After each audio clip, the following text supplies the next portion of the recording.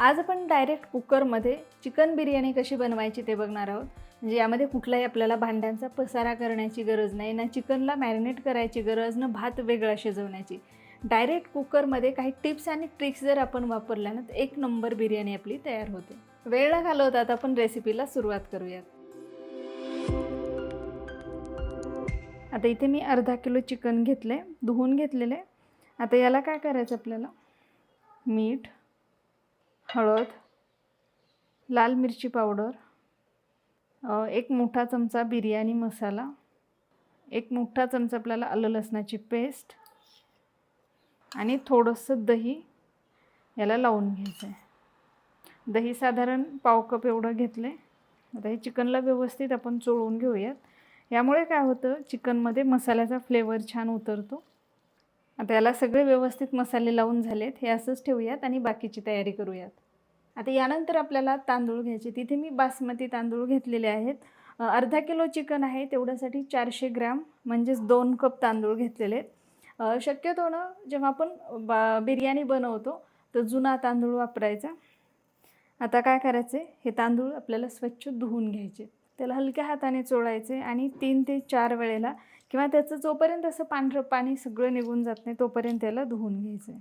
आता हे तांदूळ 3-4दा धुवून घेतलेत आणि अशा पद्धतीने एका चाळणीमध्ये काढून घेतलेत. आता इथे कुकर गरम करायला ठेवूयात. ही बिर्याणी आपण डायरेक्ट कुकरमध्ये बनवतो आहे. कुकर गरम होऊ द्यायचं. कुकर गरम झालं आहे, त्यामध्ये तेल घेऊयात. तेल थोडंसं जास्त घ्यायचं आहे आपल्याला. वाटलंच तुम्हाला तर नंतर काढून ठेवलं तरी चालतं. तेल चांगलं गरम होऊ द्यायचं आपल्याला. तेल गरम झालं आहे. आता इथे मी 3 कांदे उभे चिरून घेतलेत, ते घालूयात. आणि कांदा आपल्याला चांगला ब्राऊन करून घ्यायचा. कांदा असा हलकासा गुलाबी रंगावरती आला ना की गॅसची फ्लेम आता थोडी कमी करायची. नाहीतर काय होतं, कांदा पटकन खूप काळा होतो, मग तो चांगला लागत नाही. आपल्याला फक्त त्याला हलकंसं ब्राऊन करून घ्यायचं. आता हा कांदा चांगला ब्राऊन झालेला काढून घेऊयात. बघा, कांदा एकदम मस्त झालेला आहे, असाच रंग यायला हवा. आता गॅसची फ्लेम कमी करायची आणि या राहिलेल्या तेलामध्ये आपल्याला काही खडे मसाले घालायचे. तर त्यासाठी इथे मी घेतलेले आहेत 2 तमालपत्र, 1 मोठा तुकडा दालचिनी, 1 चक्री फूल, थोडी जावित्री, 4 हिरव्या वेलच्या, 4-5 लवंग आणि 7-8 काळी मिरी. आता हे मसाले आपण तेलामध्ये घालूया. मसाले आपल्याला जास्त वेळ परतायचे नाहीत, असे थोडे परतले की यामध्ये घालायचे आहेत आपल्याला 2 हिरव्या मिरच्या आणि लगेचच यामध्ये आपण जे चिकन मसाले लावून ठेवलेलं होतं ते घालायचं आहे.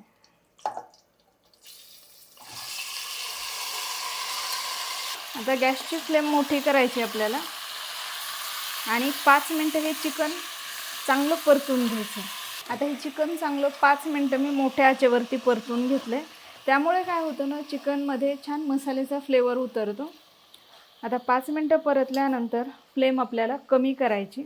चिकन काय करायचं, असं छान एकसारखं पसरवून घ्यायचं आधी. त्यावरती आपल्याला तळलेला कांदा घालायचा थोडासा, थोडी कोथिंबीर आणि थोडासा पुदिना घालायचा आणि आपण जे धुवून बाजूला ठेवलेले तांदूळ होते ते घालायचे. आता ते काय करायचं, आपल्याला छान असे पसरवून घालायचे. त्याचा छान मस्त एक लेअर करायचा आहे. मग असे हाताने थोडे एकसारखे करून घ्यायचे, म्हणजे त्याला मस्त पसरवून घ्यायचे. आता यावर सुद्धा ना आपल्याला थोडासा तळलेला कांदा घालायचा आहे, थोडंसं कोथिंबीर, पुदिना घालायचं. आणि इथे मी 2 कप एवढंच पाणी गरम करून घेतले. जेवढे तांदूळ घेतले ना तेवढंच पाणी घ्यायचं आपल्याला. म्हणजे 2 कप जर तांदूळ असतील तर 2 कप एवढंच पाणी. पाणी असं एका जागी न टाकता सगळीकडे पसरवून टाकायचं. आता इथे मी थोड्या पाण्यामध्ये केसर भिजवून घेतले, ते घालते. केवढा वॉटर घालते. आता या गोष्टी पूर्णपणे ऑप्शनल आहेत. आणि थोडंसं तूप घालते.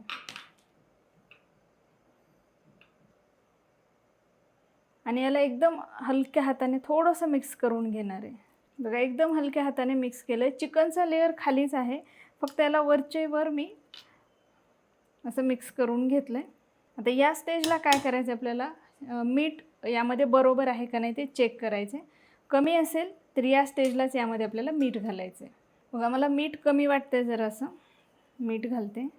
पुन्हा वरचेवर थोडंसं मिक्स करून घेते. आता कुकरचं झाकण लावायचं आहे. गॅसची फ्लेम मीडियम टू हाय ठेवायची आणि कुकरची आपल्याला 1 शिट्टी करून घ्यायची. आता काय करायचं, याची आपल्याला वाफ काढायची नाही, त्याची आपोआप वाफ पूर्ण रिलीज होऊ द्यायची आणि नंतरच याचं झाकण काढायचं आहे. बरं, वाफ गेल्यानंतरही लगेच याला आपल्याला सर्व न करता पुन्हा 10 मिनटं त्याला तसंच ठेवायचं. त्यामुळे जो तांदूळ आहे तो छान सेटल होतो, त्याचे तुकडे होत नाहीत. बघा, एकदम मस्त आपली बिर्याणी झालेली. रंग, टेक्स्चर तुमच्या बघूनच लक्षात आलेलं असेल.